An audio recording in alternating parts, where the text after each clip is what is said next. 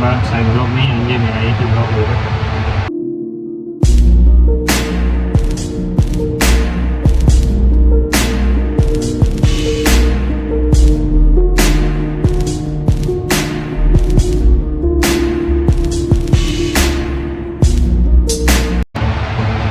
Good morning to all of you. एक बार फिर से लंबे समय के बाद आप सबका स्वागत है इस ब्लॉग में। हालांकि काफ़ी समय से ब्लॉग्स आ भी नहीं रहे हैं, मैं बना भी नहीं रहा हूँ, क्योंकि इस वक्त मैं एक ऐसी जगह हूँ जो मेरे करियर की ओर मुझे रिसीव करेगी, आगे बढ़ाएगी। हालांकि यूट्यूब एक अच्छा करियर है, पर मेरे हिसाब से पर्सनल लाइफ चाहिए मुझे, और उसके लिए मुझे जॉब चाहिए, जिसकी मैं यहाँ पर प्रिपरेशन कर रहा हूँ। और मैं इस वक्त ऐसी जगह हूँ जो हालांकि लोगों का मतलब सपना तो नहीं होता, क्योंकि आप बहुत ज़्यादा छोटे छोटे रूम्स हैं और कोई ऐसा नहीं चाहेगा कि यहाँ पे लाइफ कटे या मैं ऐसा हूँ। पर अगर किसी को यहाँ पर अपने सपने पूरे करने हैं, जैसे UPSC वगैरह, तो उसके लिए प्रॉपर वर्ल्ड वाइड बोर्ड अच्छी जगह है। तो मैं इस वक्त दिल्ली के मुकद्दी नगर में हूँ, और यहाँ पर मैं तो SSC की प्रिपरेशन कर रहा हूँ।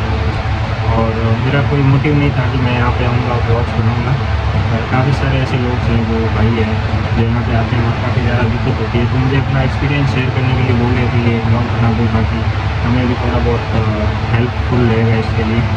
तो आज मैं अपने डेली रूटीन की और मुखर्जी नगर के कोचिंग्स और पीजी के बारे में बात करेंगे। और मैं ये भी बताऊँगा कि मैं अभी सीजन की प्रिपरेशन कर रहा हूँ, तो मेरा स्टडी मटेरियल क्या है। तो अभी उठ गए हैं, और डेली रूटीन के साथ साथ हम कोचिंग और पीजी की भी बात करेंगे इस ब्लॉग में। और इसके बाद शायद ब्लॉग नहीं आएंगे, मेरा एक ही ब्लॉग होगा।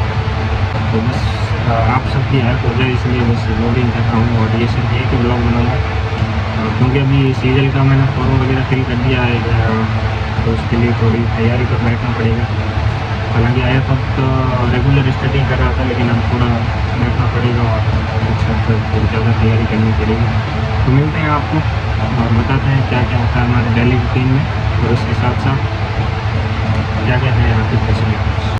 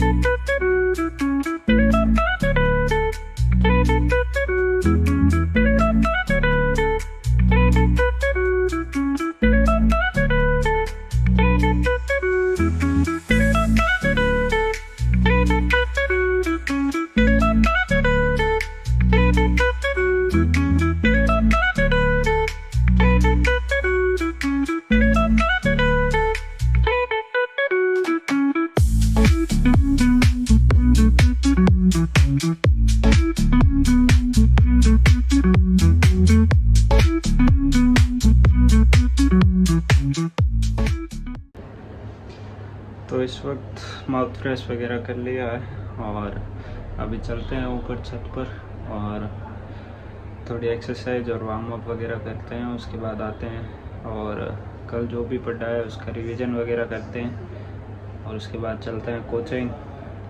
तो चलिए ऊपर एक्सरसाइज के लिए।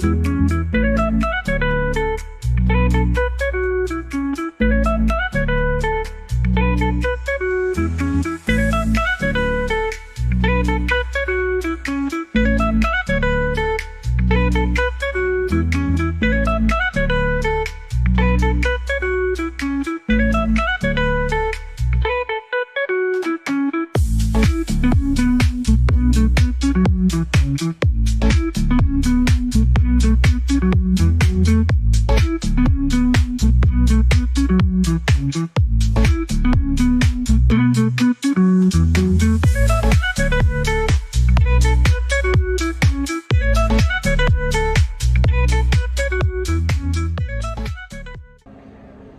एक्सरसाइज वगैरह करके आ गए हैं, नाश्ता वगैरह भी हो गया है और अब चलेंगे।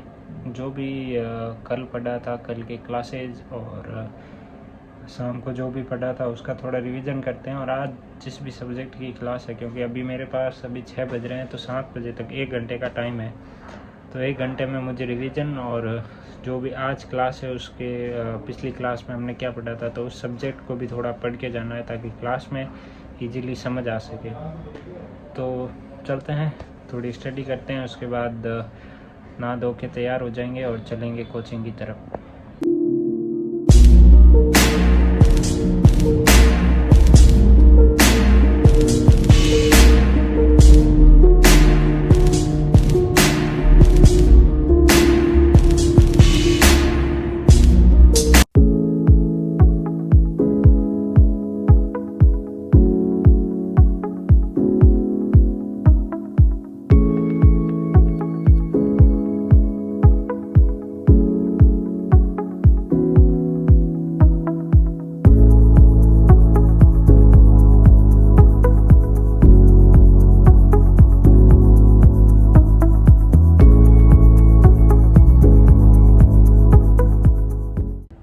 स्टडी के एक छोटे से टाइम ब्रेक के बाद अब रिवीजन वगैरह हो गया है और नहा धो के तैयार भी हो गए हैं, तो चलते हैं और जाते हैं कोचिंग। और रास्ते में मैं आपको बताऊंगा कि कौन सी मेरी कोचिंग है और मुखर्जी नगर में आप कौन कौन सी कोचिंग्स को आपकी प्रिपरेशन के लिए यूज़ कर सकते हैं। तो चलते हैं और रास्ते में बात करते हैं।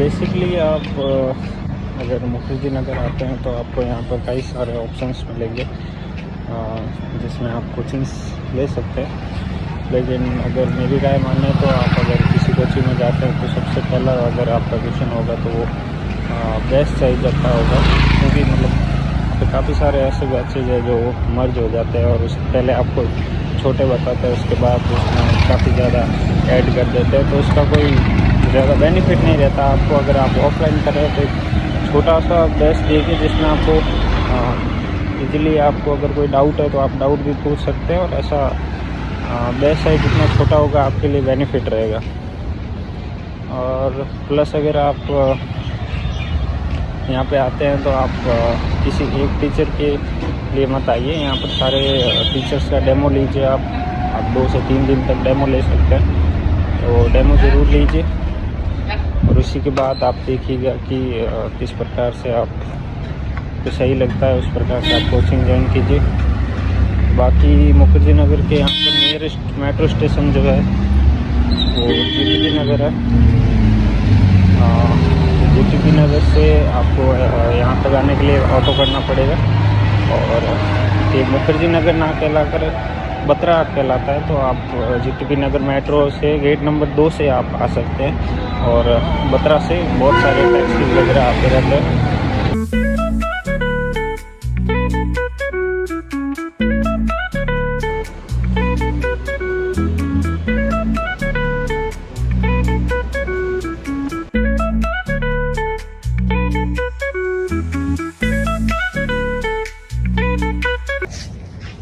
तो इस वक्त कोचिंग के क्लासेस ख़त्म हो गए हैं, हालांकि 2 क्लासेस लगते हैं, 1.5 घंटे के 2 क्लासेस लगते हैं, और रोज़ ही अलग टीचर्स के लगते हैं, तो उस हिसाब से वो अपने सिलेबस के हिसाब से जो कराते हैं। और बात करें पीजी की, तो मुखर्जी नगर में आपको मतलब जैसे ही आप एंटर होंगे तो काफ़ी सारे ब्रोकर खड़े हुए मिल जाएंगे, लेकिन ब्रोकर जो है वो ऑफ कोर्स अपना कमीशन खाएंगे। तो अगर आप चाहते हैं कि अगर आपको एक अच्छा और सूटेबल पीजी मिले तो उसके लिए आप जो मुखर्जी नगर की कोचिंग्स है उसके पास बहुत से ऐसी गलियां हैं, उनमें आते ही आपको बहुत सारे पीजीज मिलेंगे, और अगर आप चाहते हैं कि थोड़ा दूर रह के सस्ता पड़े तो यहाँ पर नेहरू विहार है और भी गांधी विहार, तो यहाँ पर भी आपको 1 से 1.5 किलोमीटर का डिस्टेंस है, लेकिन अच्छे पीजी और अच्छे दाम पे भी मिल जाएंगे। मैंने भी यहाँ कोचिंग से समथिंग 500 से 700 मीटर दूर है कोचिंग, और अच्छा पीजी है वैसे तो अगर आपको चाहिए ऐसा कोई पीजी वगैरह, अगर आप आ रहे हैं तो आप अगर खुद सर्च करेंगे तो अच्छा रहेगा। बाकी ब्रोकर के चक्कर में तो थोड़ा आपको लॉस ही है, क्योंकि वो कम से कम 2 से 3 हज़ार का कमीशन खा जाएगा पर मंथ का। तो उससे अच्छा है कि आप खुद ढूंढ लें। और अगर आपको मेरे पीजी के या जो मैंने एक्सपीरियंस किए हैं उन पीजी के, तो वो मैं आपको डिस्क्रिप्शन में उनके नंबर वगैरह डिटेल्स दे दूँगा। तो कुछ इस प्रकार से हमारा पीजी का रूटीन रहता है। तो इस प्रकार से कुछ पीजी की इंफॉर्मेशन थी जो मैंने आपको दी है। बाकी जितनी भी आपको जानकारी चाहिए मैं आपको डिस्क्रिप्शन में दे दूंगा। और पीजी और कोचिंग्स की कुछ इस प्रकार से इंफॉर्मेशन है। और बाकी अब चलते हैं, मेरा स्टडी मटेरियल क्या क्या है उसके बारे में मैं बताता हूँ। चेंज वगैरह कर देते हैं। आज दिल्ली में बहुत ज़्यादा बारिश थी और हर जगह पानी पानी था, तो सारे कपड़े वगैरह भी भीग गए। तो कपड़े वगैरह चेंज करते हैं, खाना खाते हैं, उसके बाद चलते हैं और आपके स्टडी मटेरियल बता देते हैं, उसके बाद सो जाएंगे। तो कुछ इस प्रकार से हमारा दिन का रूटीन भी रहता है कि सुबह उठो, कोचिंग जाओ, आओ, खाना खाओ और कुछ पढ़ो, फिर वापस सो जाओ। 2-3 घंटे की रेस्ट भी बहुत ज़्यादा ज़रूरी है। तो रेस्ट के बाद वापस उठो और कंटिन्यू स्टडी के लिए बैठता हूँ, खाना खाता हूँ, फिर थोड़ा ऊपर रिलैक्स होकर आता हूँ, वॉकिंग करता हूँ, उसके बाद वापस से स्टडी और फिर सो जाते हैं। तो बताता हूँ आपको मेरा स्टडी मटेरियल, उसके बाद मिलते हैं फिर से।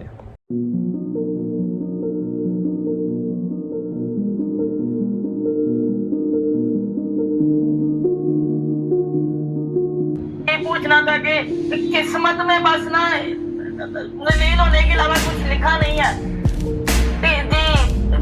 सुबह उठो तो जलील हो, रात को सो तो जलील हो, सोते हुए भी जलील हो। हम सोते हुए भी जलील हो रहे हैं।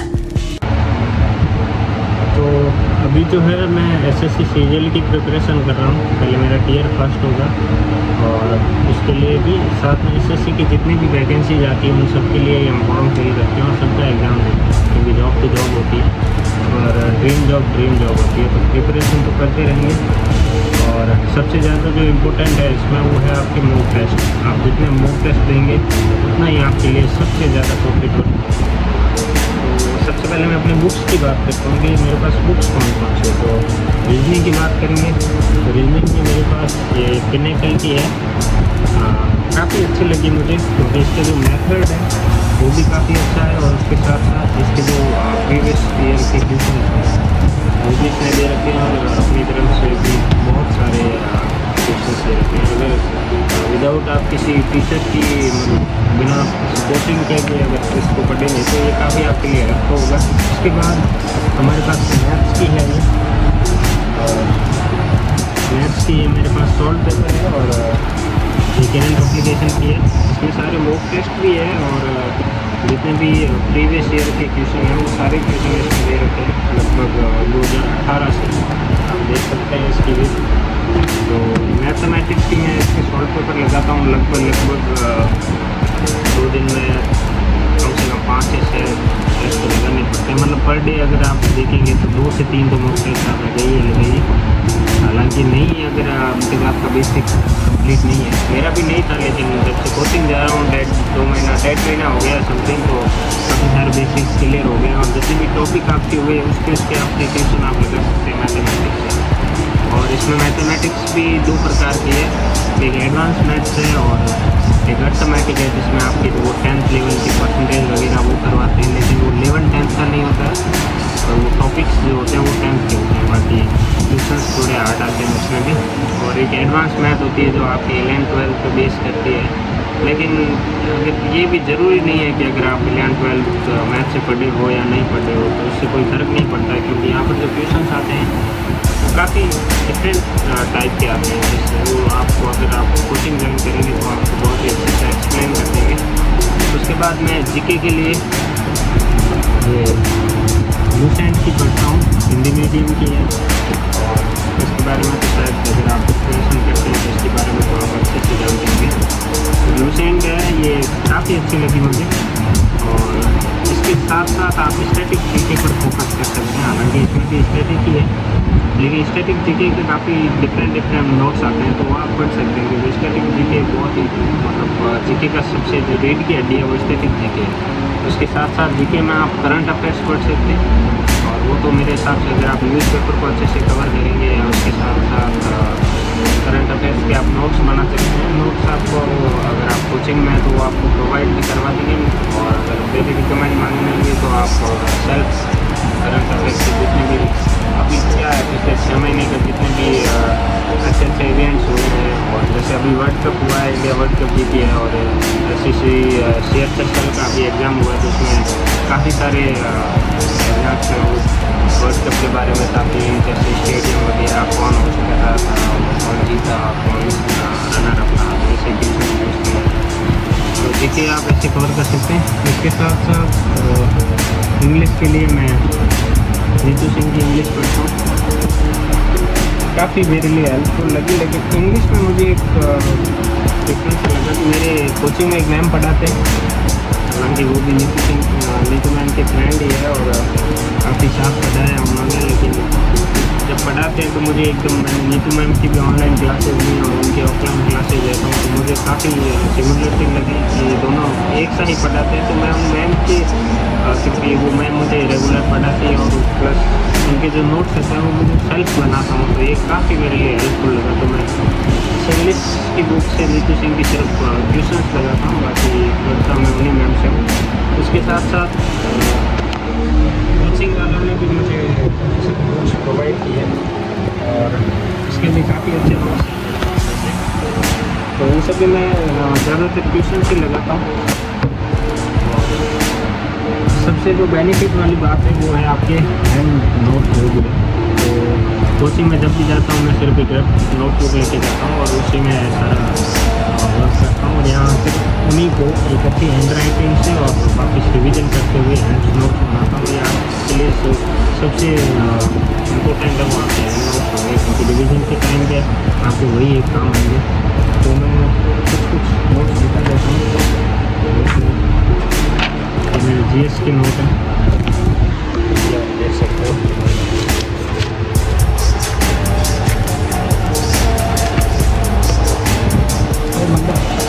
मेनली यही है कि आप हैंड्स नोट को अच्छे से बनाएं, क्योंकि रिवीजन के टाइम पे वही आपका काम आएंगे। और इंग्लिश के लिए अगर आपको इंग्लिश मतलब आपका थोड़ा कमज़ोर है, मेरा इंग्लिश कमज़ोर था, तो मैंने इंग्लिश के लिए आपसे एक सर से रिकमेंड पूछा कि सर मुझे मेरी इंग्लिश थोड़ी वीक है, तो मुझे इंग्लिश के लिए एक बुक बताइए। उन्होंने मुझे ये इंग्लिश की एक बुक बताई थी, वर्ड पावर मैड इजी। ये थोड़ा शुरुआत में आपको काफ़ी डिफरेंट लगेगा और पढ़ने में थोड़ा हार्ड लगेगा, लेकिन जब अगर आप इसको रेगुलर पढ़ेंगे तो ये बहुत ही ईजी, आप हिंदी की जैसे कोई कहानी पढ़ रहे हैं इतना ईजी लगेगा। और सबसे जो अच्छी बात है इसमें कि इसको इतने अच्छे से एक्सप्लेन और हर टॉपिक में इतने अच्छे एग्जाम्पल्स दे रखे हैं आपको कि बहुत ही अच्छा लगेगा इसमें। और अगर आप इसको ईमानदारी से रेगुलरली अगर 2 से 3 महीने पढ़ते हैं तो आपका एक तो मतलब ऐसा मन लगेगा इसमें कि आप इसको रेगुलर पढ़ेंगे, प्लस आपकी जो इंग्लिश बोलना, लिखना, एक्सप्लेन करना वो इंग्लिश बहुत ही अच्छा हो जाएगा। मैं काफ़ी पढ़ रहा हूँ, 1.5 महीने से अच्छे से पढ़ रहा हूँ, तो काफ़ी हेल्पफुल है मेरे लिए ये। और इंग्लिश में जब भी आप एग्ज़ाम देते हैं, इंग्लिश में क्या है कि ऐसे बहुत से टॉपिक्स आते हैं जिस पे आपको उसको पढ़ के उसको समझ कर उसका जवाब देना पड़ता है। उसके लिए आपको इंग्लिश थोड़ी आपकी पकड़ होनी अच्छी है, तो इसलिए ये आपकी बहुत ही ज़्यादा हेल्प करेगी। तो स्टडी मटेरियल यही था, और चलते हैं अपने अगले और डेली रूटीन पर। तो ये था हमारा दिन का ये शेड्यूल, और अभी कोचिंग के बाद हम आते हैं, खाना वगैरह खाते हैं, और दिन का जो भी था वो रफ़ में नोट करता हूँ, तो यहाँ आके वो उसको फेयर आउट करता हूँ नोट्स में। उसके बाद सो जाते हैं, और शाम को वही टाइम टेबल के अकॉर्डिंग पढ़ने बैठ जाते हैं। तो कम से कम 6 से 7 घंटे का रूटीन रहता है, उसके बाद वापस सो जाते हैं। तो कुल मिला के ये था, और उम्मीद करूँगा कि ये जो भी इंफॉर्मेशन थी मेरी तरफ से आपके लिए वो आपके लिए काम आएगी। चलिए, जय हिंद।